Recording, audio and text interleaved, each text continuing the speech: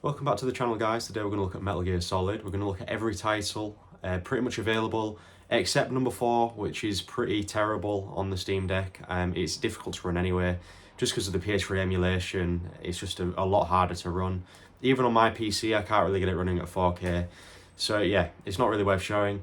And I won't be showing the original Metal Gear games. It's just going to be Metal Gear Solid, so it'll be the PS1 game, a GameCube remake of the PS1 game Twin Snakes, and then Metal Gear Solid 2 Substance, 3 Substance. I actually found 3 Substance runs a lot better than regular 3.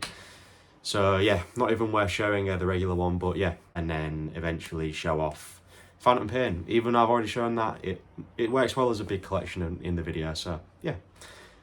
Hope you enjoy. So, welcome back. Here we have the Almighty Collection. Love the box art on Metal Gear Solid. The artwork is insane. The dude who does all these artworks, props. They're so cool. And I thought we'd have Big Boss himself join us today. So, basically, what I'm planning on doing here is just going through every game systematically in chronological order up to Phantom Pain. Like I said, no number 4 today because it's just not even worth showing. There's a couple of videos on YouTube where it is playing. It's just running at like 18 FPS and it's just get a PS3 and play it. As annoying as that is, like, it hasn't been brought out on anything else. So, I mean, that's the only way you're going to be able to play it. So, oh, Big Boss. The problem with this figure is, it's an awesome figure, by the way. I picked it up about 10, 11, 12 years ago now. Just from my local game shop. And yeah, the annoying thing is it just doesn't stand up properly. But aside from that, it's always nice to have a figure of the legendary Big Boss. So let's start with number 1. I also wanted to talk about number 1 because it's using an emulator called DuckStation. And I didn't realise how insane DuckStation actually was. PS1 emulation is pretty simple in itself. But DuckStation basically, it's a lot better than the RetroArch cores I was using anyway, so I'll talk you through what kind of features it has. And as you could see there, it loaded up an achievements page, and basically there's a website called Retro Achievements, and it's like a compilation of loads of systems up to PS1. They don't have any PS2, and it has PSP games, but only a select few. Basically, you create an account on it and then you link it to DuckStation just by going into the DuckStation settings and typing in your password and username. You can do the same on RetroArch as well, but for PS1 it's through DuckStation standalone. And basically what it does is it loads up your account. If you're connected to the internet, you can earn achievements just by playing the game. And I'm a massive achievement guy, so popping up of achievements is a super satisfying thing for me. Anyway, as you can see, Big Boss is not stable. He's losing it a little bit. There we go. So as you can see, main menu. Awesome thing about DuckStation is, if you copy my layout here, F2 back panel, F1 back panel, F3, and then tab key is like a fast forward, so if you want to skip through something really quickly, that's a good way of getting through it. F2 save state, F1 load state. Watch this. Press F1. It instantly loads me back to where I was just playing. Really cool feature. And then if you press L, the top right one, which is I think it was F3, we can look at basically all of our load states here. And I think I have a load state which is a bit further on. So if I highlight it here and press the back paddle, the back bottom paddle, instantly loads back to that state. So if you love load states and it just cuts that slow menu scene, you know, the loading area. If you don't want to do that and want to play it regularly, that's fine, but just a cool little feature. But yeah, as you can see, DuckStation has widescreen hacks enabled from the get-go. You don't need to do anything for it. Runs at amazing. I showed it off last night. I put it in my community page. But if we have the performance tab open here, it only runs at 6.9 watt, around 7 watt. And there were some sections here where I was getting at least like almost 7 hours of battery life at full battery. It shocked me. So if you like, you'd probably be able to play through the whole of Metal Gear Solid in one charge. Most battery life I've ever seen on my Steam Deck. I'm pretty sure this is just going to continue to go up maybe. But yeah, as you can see, at 50%, we're getting 3 hours of battery, so. And it looks great as well. I really do love the charm of this older one. I never played the PS1 version before, only Twin Snakes, so I'm trying to like do myself the favour of playing the older title, the PS1 version, but as you can see, I'll just bring it a bit closer. It has a really cute little charm to it, really cool little PS1 charm to it. And yeah, it's at 3 times native resolution too, so you're getting an ultra sharp game on as well. I'm gonna try not to, I think you can grab. That's the annoying thing. I don't, well, he didn't see me actually. His cronies didn't see me, so that's good.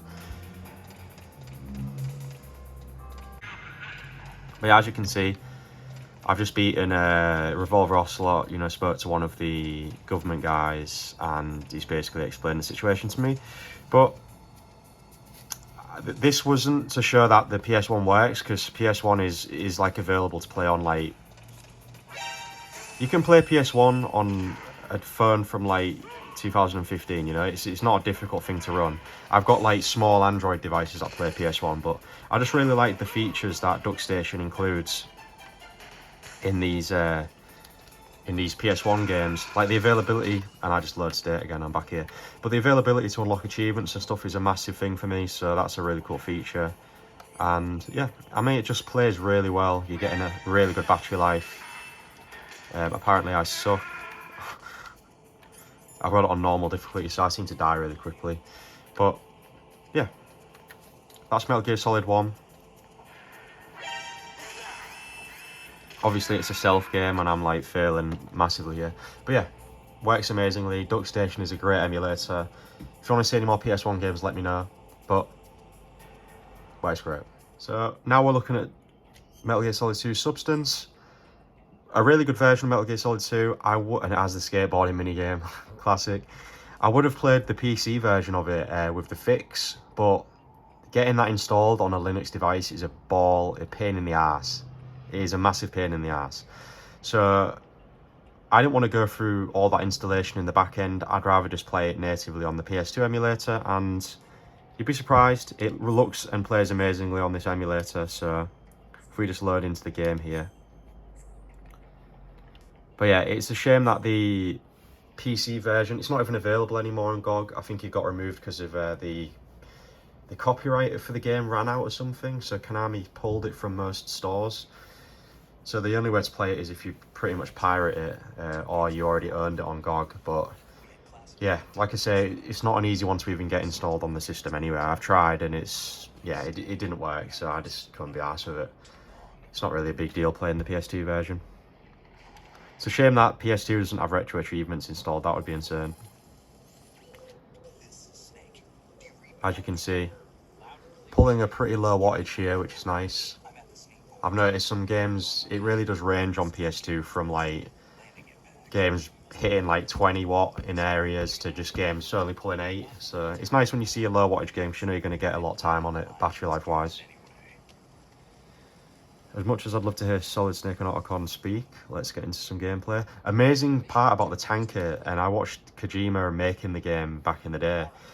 This rain physic is such a cool addition to the PS2. I think it was revolutionary back in the day. Just the fact that it's like bouncing off a surface and it's creating like a really cool effect. But yeah, pretty revolutionary on the PS2. Trying to skip all these cutscenes. We all know Metal Gear Solid has the world record for longest cutscene of all time. I think it actually does. I think it's in Metal Gear Solid 4. I think it's got like, it's basically got like an hour-and-a-half long cutscene. Amazing. It's like a, get your popcorn out, it's a movie inside a game. As you can see, it's going up, but not massive amount of wattage being pulled here, but it's running extremely smooth. I do love this tanker mission. I had a demo disc back in the day, and I just used to replay this tanker mission over and over again. But yeah, it works amazingly, super smooth. It's weird, ever since I updated the PS2 emulator recently, all my games seem to be running amazingly well. And I'm not complaining, they must have optimised it a bit more for the hardware, or there's something along the lines. But yeah, it's super responsive, full speed, super smooth. Oh shit, okay. That was close. Oh my god, he's gonna spot me, isn't he? Don't come down here, bro.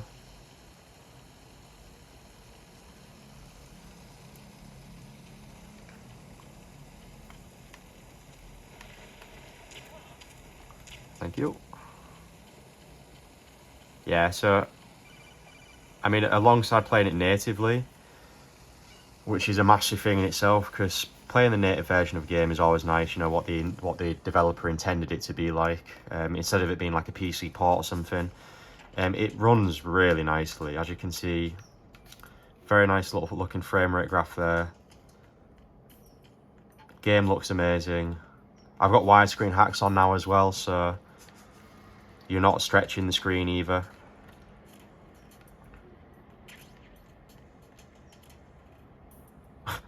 There's some funny stuff to do with that. If you go inside the locker, you make some funny comments. But yeah, just massively impressed at how well Metal Gear Solid's running, and it's actually a massive thing for me to have all Metal Gear Solid games on one device, just to play whenever I want.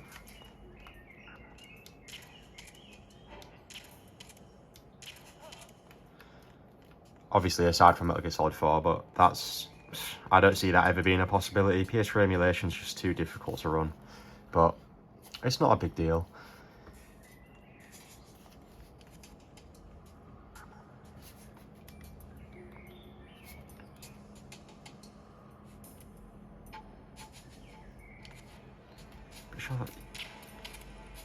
Did I catch him? I think I got him in the leg, didn't I?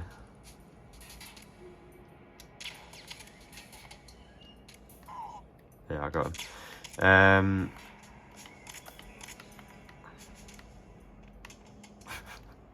Come back out, man. But yeah, Metal Gear Solid 2 works like a charm. Don't bother with the PC, messing about with the PC version on the deck. Just play the PS2 version, Substance. You're getting a nice 10 watt as well, so you're getting a decent battery life. Let's go on to number 3, my favourite. Welcome back, we're in Metal Gear Solid 3, also my favourite Metal Gear Solid game of all time.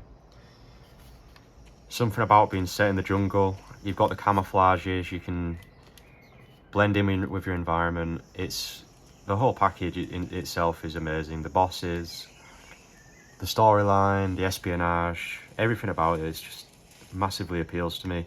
Back when I was a kid as well, I mean, I played this a lot of times. Not when it first came out. I think it was... when did I first play this? Must have been when I was in like year 6 at school. I must have been about 11 or 12.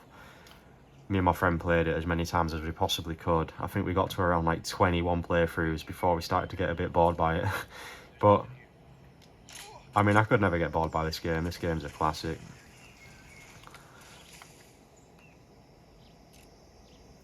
I kind of every single area off by heart in this game.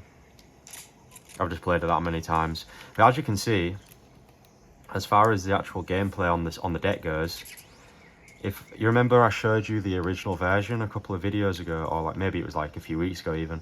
There was quite a big delay in movement, and this seems to be cleared up in the Substance version. It feels really responsive for me. Maybe a tiny delay between when you press. I think that's actually normal for in-game though. I'm pretty sure it was like that anyway.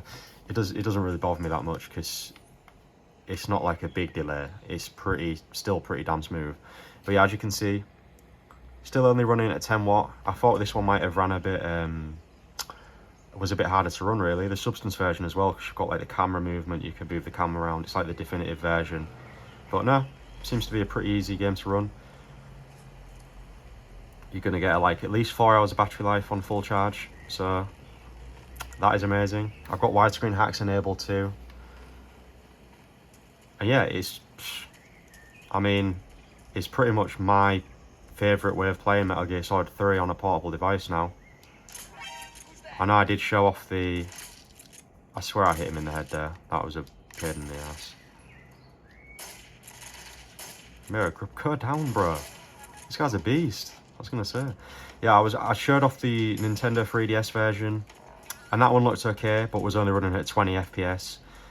I've tried the HD version, and that one only runs at 40 FPS, so it's not even full speed, which is a shame, because that would have been like the ultimate version to run. And that also runs at a mad frame rate, and a wattage even. Takes like 24 watt, so you're only going to be getting like an hour a half a battery life on that one anyway. So yeah, this is probably the best way to play Metal Gear Solid 3 until it eventually gets brought over to PC. Don't think it ever will, but yeah, we can dream. But yeah, I mean, not much more to say about it. It's an amazing stealth game. If you like stealth games, if you like spy games, yeah, Double Crossing, everything like that, Revenge, it's, yeah. The bosses, like I say, quirky and weird. If you're used to Kojima style, I mean, the cutscenes are amazing. The voice acting's legendary. I've got nothing bad to say about it. It is an amazing game, and I can't wait to play it on the deck, you know. It's been a while since I replayed it. I think I replayed it on my Xbox One. So, yeah, it's worth playing portably. Nice to play the PS2 version as well. See the differences. But as you can see, cutscenes run at full speed. Works perfectly. Welcome back, guys. We've got Peace Walker now. This is using the PPSSPP emulator, the PSP emulator. Sadly, I haven't been able to try the HD version of this game out. That would be my preferred version, because this one only runs at a lower FPS, and the analog stick I haven't managed to... I messed about in the settings enough. Maybe we could do that now. Sometimes people set up community layouts for it now, but I can't find anything. So you could probably mess about and get the analog stick working as the face buttons to move the camera. Haven't delved into that yet, but as you can see, it runs at full speed. I mean, it's the PSP emulator, you're not going to expect any different from it.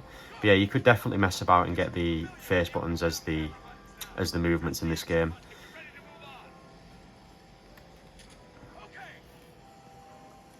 But yeah, I like this section because it's got like a lot of graphical things going on. You've got like the rain.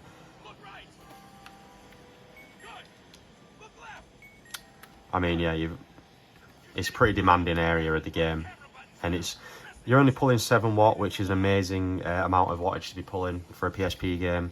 You're getting 2.5 hours of battery life, so maybe this would be a preferred way to play. Let me just skip the training sessions. We'll try and get into some actual gameplay. I know I showed this off in my big PSP video, but I never really got to talk about it. It was more of just like a minute of gameplay. So yeah, it'd be nice to get into some actual gameplay. I don't like skipping cutscenes, but for the sake of getting to the gameplay, kind of need to do that in Metal Gear Solid. There's a lot of story and lore going on in the background. I think this one focuses more on like artwork kind of cutscenes, so there's no like in-game cutscenes. They got like an artist in, he did like a comic book style with it, which is really cool. Because so we're back finally in some gameplay. Can actually show off some of the shooting and stuff in this game. As you can see, we've got a really cool over-the-shoulder feature in this one. Really wish this was brought into Subsistance in Metal Gear Solid 3. I know it would make the game a lot easier, but that feature is so good in the 3DS version. As you can probably tell, the frame rate is at 30 FPS, which is a shame. There might be like a hack where you can bring up to 60. Haven't looked into it. But yeah, if we could get the HD version working on like the Xbox emulator or the PS3 emulator, that would be awesome. Probably be easier to run than the number 2 and 3, seeing as though it was like a PSP port anyway.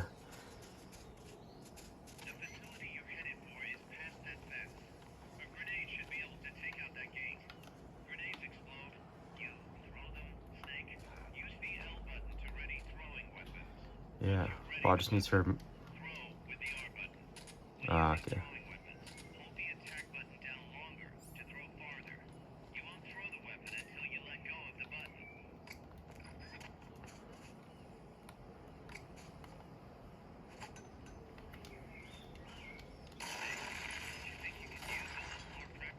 I do need to map the... I've noticed that these two are inverted as well, which is annoying me, so that needs changing, but... As far as Peace Walker goes, as you can see, perfectly playable. PSP emulation is pretty top-notch anyway, so I didn't expect it to not work. But yeah, awesome. Just a little thing, as you can see there, because we're logged into Retro Achievements on RetroArch, this game actually has achievements on PSP, which is really cool. So if you're connected to the internet, and you unlock an achievement, you get a little pop-up and it'll log onto your account and just lock it into your account. It satisfies my like achievement curiosities and stuff, so like anytime I can get achievements in games, or like it pushes me to do the complete the game more just to unlock the achievements. So yeah, it's definitely worth doing, signing into retro achievements. Pretty sure we can just load back into the save I had. So I'm pretty sure this one's set right after Metal Gear Solid 3. Portable Ops, I never really played it that much. Had it on my PSP back in the day, but yeah, I never really played it. It follows a similar style with the artwork to number 3. And as you can see, we're stuck in a prison. I mean, this is a pretty typical thing for Metal Gear Solid. You're always in some kind of prison.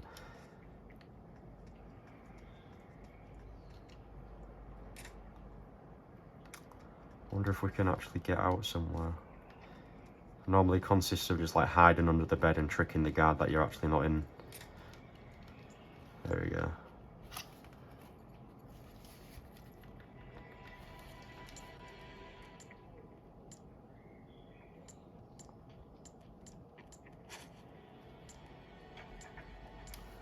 Can anyone let me know if this is worth playing? Like, considering number 3 is my favourite game of all time, this seems pretty like lore worthy to be playing, but just haven't really given it any time with it being a PSP game. I mean, not saying that that's a bad thing, but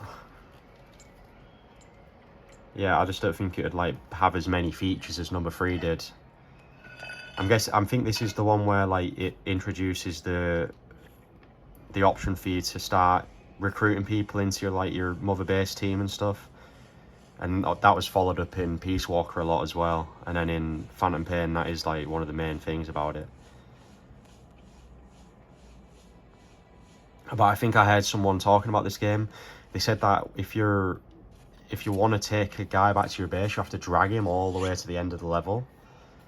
So I guess that's why the Fulton recovery system thing was a really cool thing in the future titles.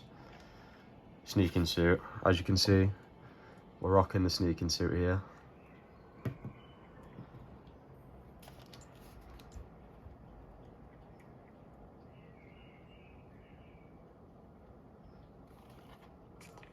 Well, I'll be damned. David Hayter. Or should I say, Big Boss? Are you the real deal? You know me. Are you kidding? You're a legend in the Black Ops world. Black Ops. What's a hero like you? In a place like this? This is really cool for like lore purposes. The artwork's really cool as well. I do like it. I do like the comic book style. But yeah, Portable Ops. We'll move on to Twin Snakes as like a little bonus game. But yeah, welcome back. As you can see, we're looking at Twin Snakes at the moment. This is the one I played first over the first game, and I kind of regret it now because of how over the top it is. It is a really good game, but it's just extremely over the top in the cutscenes and that, and I know it gets a lot of flack for that. But it is funny, it has its elements to it, but it doesn't beat the vibe and the feel of the first game on the original PS1. It does look a lot better though, I will give it that. It does look a lot nicer. I mean, you're playing as Solid Snake in this one. It's got a lot more of like the newer mechanics to it, so you've got like the first person aiming. It runs great. Obviously not widescreen. This one doesn't really support widescreen hacks that well, but 4x3 looks pretty good on it.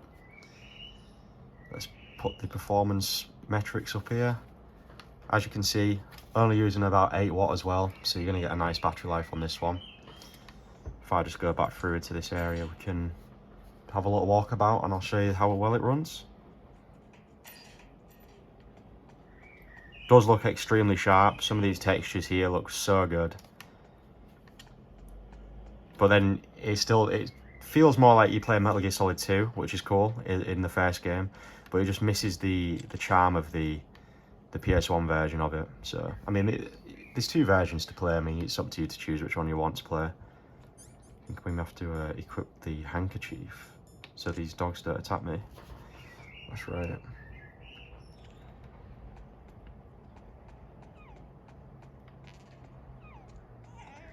As you can see, we're in these cave sections here now.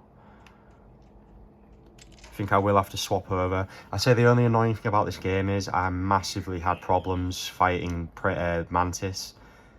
That guy was annoying because obviously if you know the deal with him, you have to, if you have the real console, you're supposed to swap the controller to the other port, and then that will enable you to be able to beat him for some reason. Cool little feature, but when you're playing it emulated, it's a pain in the ass. Basically what I had to do is go into desktop mode, small screen it, and just flick between the two controller ports, because for some reason, for a little bit of time in the second port, it wouldn't register any hits on him. And yeah, I had to save state because I kept dying. It was a massive pain in the ass. Maybe that was just me, but yeah, every time I swapped the controller port, it was proper annoying.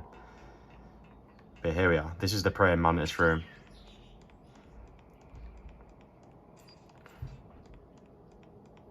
But yeah, mainly just wanted to show off the graphics and everything. That bird outside is really annoying me. Let's see if we can shoot anyone. I'll see if anyone's around here. As you can see, super responsive. Oh, that wasn't a trank. I'm sorry, bro. I've just killed him.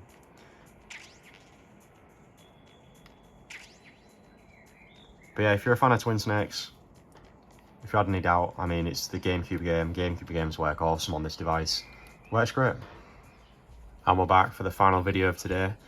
The graphics look absolutely ridiculous on this game. It is crazy. I mean, coming from them other games we were playing, I mean, those are legendary titles, but this just looks insanely good. The fact it's like running on the deck at a reasonable frame rate too is mad. I mean, I'll show you what settings I've got it running at. So this is the Phantom Pain, the last Metal Gear Solid game to ever come out. For some reason it borderless. I'm going to change that back up to full screen. But yeah, it's got VSync enabled too. Let's get rid of that. Motion blur's on as well. Damn, need to get rid of that as well. Pretty much all on high. Couple of mediums. Volumetric cloud, let's put that on as well. Supply them settings. And should still run at a good frame rate. Yep, solid 60. I mean, you always have the option to drop this down and play it at 50 or 40 and put the settings up to a bit higher. But I mean, the Fox engine is an amazing engine. Like I mentioned before when I looked at this game, it plays games like extremely well. As you can see here, this is like almost high settings, pulling 13 watt. So I think a full battery, looking at about 2.5 hours, nearly 3 hours of battery life here. Can't remember that, how to bring stuff over to me.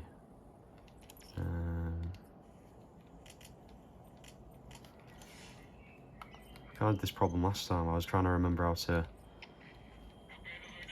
resources.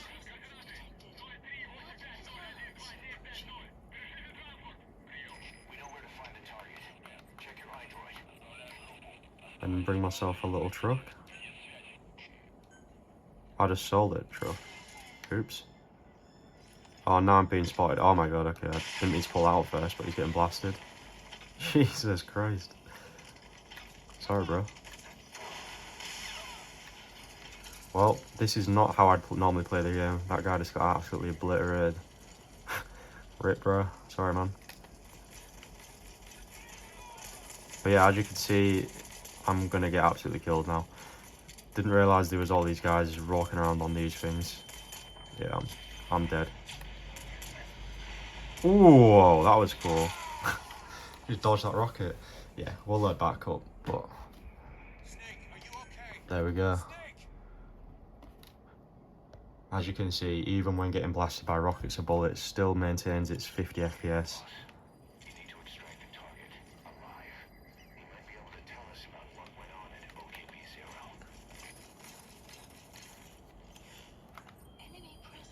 There we go, it's supply drop vehicle. Get one of them sent to me ASAP. It's the beauty of this game is you can be just wandering around, you'd be like, oh, quite fancy getting a truck delivered to me, and your boys just drop it off to you, and then you're on your way. But yeah, there's a lot of freedom in this one. It's just like a sandbox. A lot of open world areas, it has a good story to it. Solid game. Prefer the more linear-esque mission style of like 3 and 2, but I mean this is an amazing game. Don't get me wrong, this is a straight 10 as well. Got all of Punish Venom Snake too. Hopefully that doesn't land on me. Cool. You always have to be careful because the vehicles can land on you in this game and they do hurt.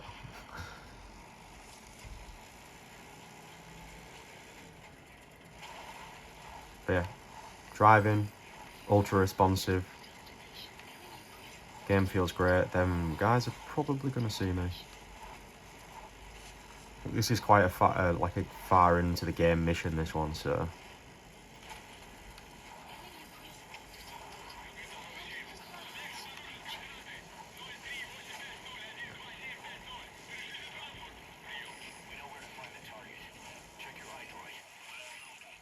But yeah, as you can see, we're loading into an area now. So this is an area that you'd like normally scope out, like probably one of the main mission areas. It's got some really nice looking locations in this game. And yeah, I mean, look at it, it looks amazing. But that is the last Metal Gear Solid game to ever come out, so we don't speak about Metal Gear Survive, that doesn't exist. But yeah, hope you enjoyed the video, guys. If you wanted to see any more games, let me know in the comments, but I'll speak to you guys soon.